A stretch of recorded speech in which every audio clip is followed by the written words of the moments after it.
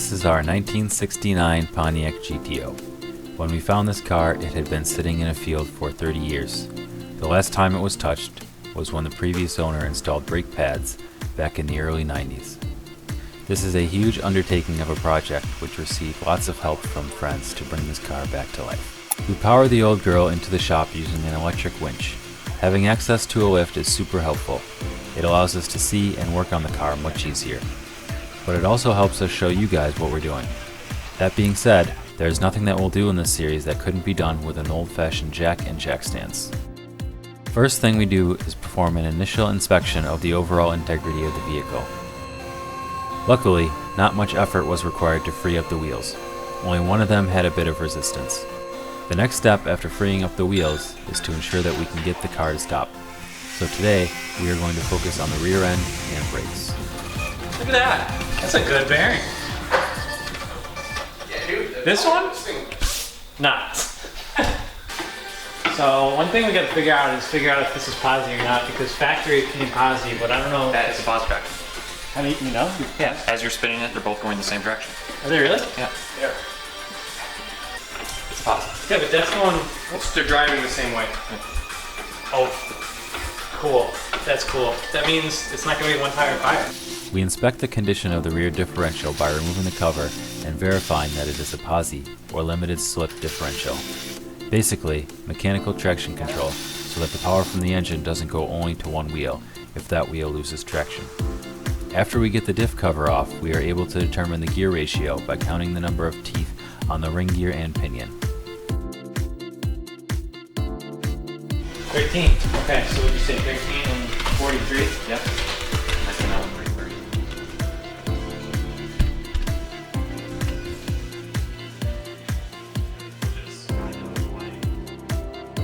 The GTO has a gear ratio of 3.3. The internals of the differential appear to be in good shape with nothing out of place, so we clean up the gasket surface, clean out the differential cover with a wire brush, and install a gasket with our TV.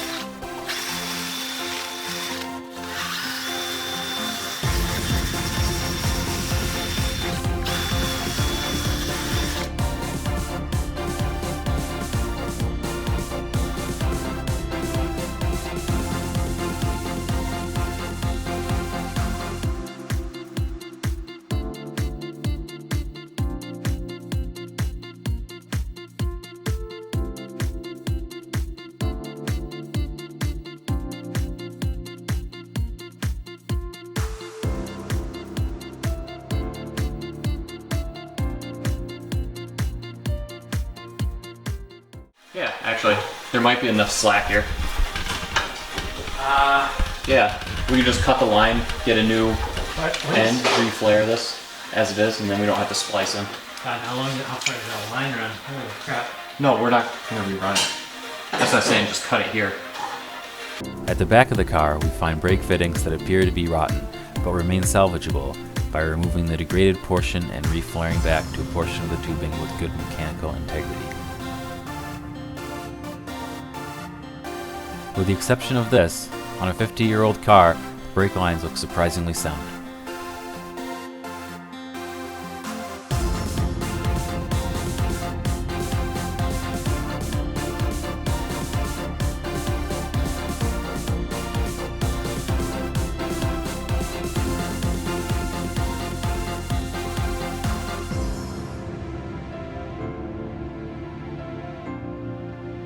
To flare the brake lines, we use a manual clamp and die set, which are available at any auto parts store.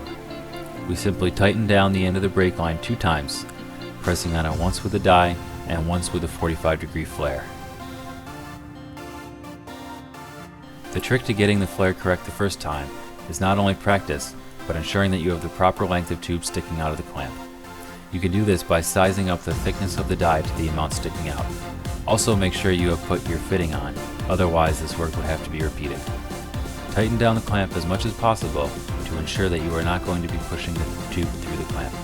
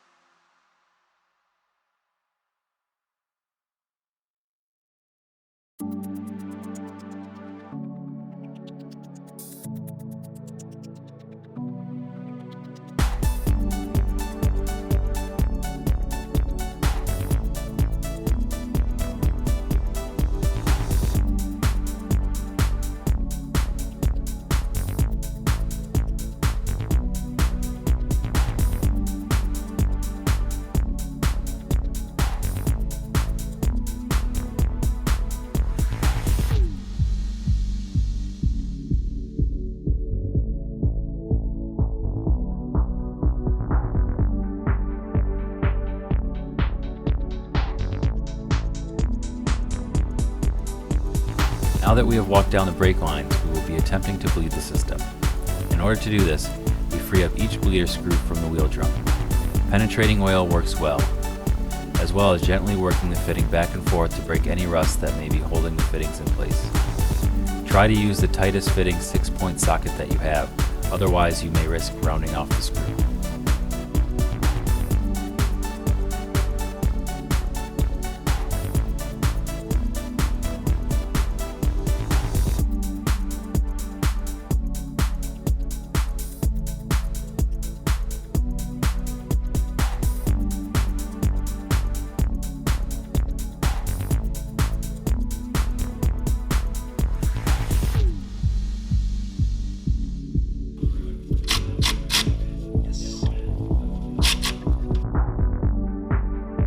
Oh boy. Alright, so we got that brake booster, we got that brake fluid reservoir, we got decent brake line going to this distribution block. We have a return going back to the brake fluid reservoir. We have the front right brake line, which appears to be, I don't know, are you sure this is a switch? That is so weird. It's just a terminal. That's literally like one wire goes to it. But it's just rusted off? Yeah. Or no, it's just like a butt connector or a barrel connector. You just kind of like clip one on. Gotcha. No, but the switch is internal to that block. So this is the front left, this is the front right, and this is the rear, and then the rear gets split.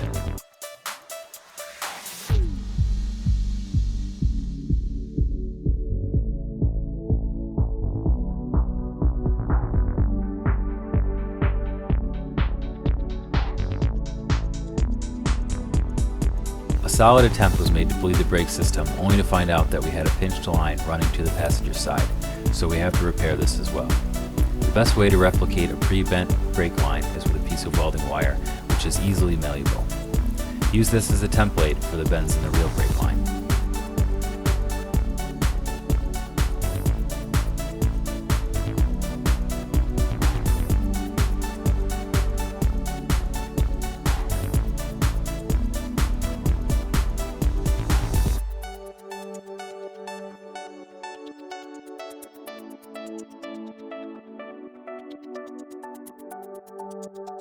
It's super critical here to only bend the steel brake line once.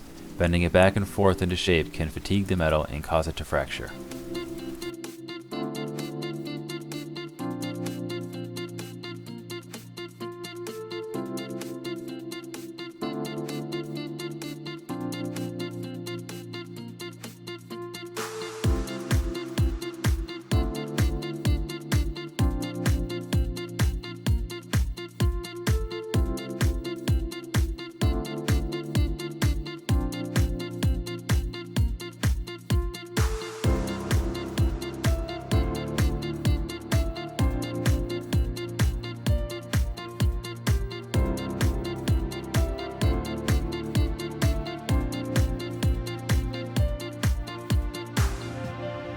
As you can see here, just a squirt of lubricant is added to reduce the friction of the dies and help form the metal into the shape of the die.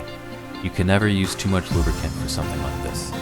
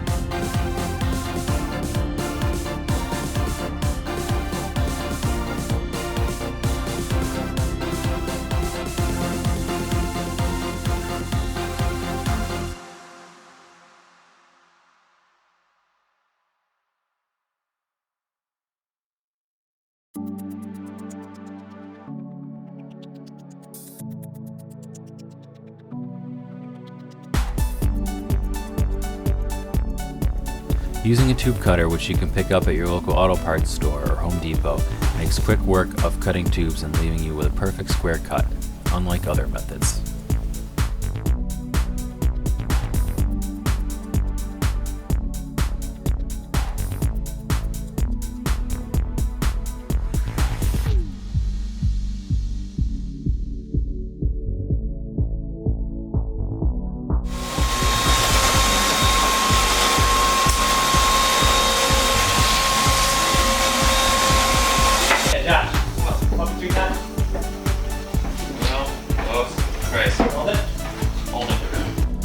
Bleeding brakes in 1969 is the same as bleeding brakes today. Have one friend push on the pedal upon command, and another friend top off the reservoirs as needed while you loosen and tighten the nipples. The back right looks clear and I'm seeing no air bubbles. I didn't see the crack over. Good. There's still a little contamination in there, but There's a lot more in the front. I mean, until we replace the lines, I'm sure we're gonna get that. Hold it.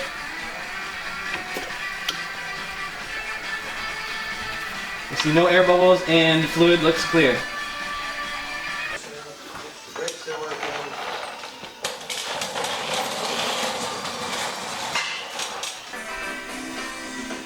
Pump it.